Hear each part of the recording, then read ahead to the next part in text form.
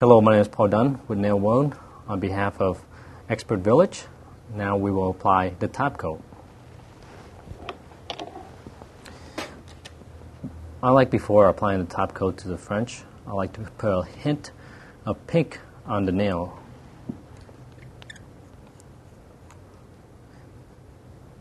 When you put it on the nail bed right here, right before the white tip, it brings out the nail bed and makes it look more natural. And then you apply the top coat. Top coat is just a clear coat that protects the nail and the polish, so the client would have it longer on the nails and not wear it out.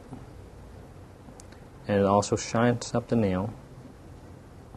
When you apply the top coat, make sure you don't pull too much top coat onto your brush that it clumps.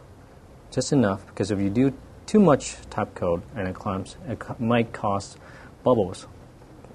So right here is just enough top coat and it'll look shiny for a while for your client and they'll be happy.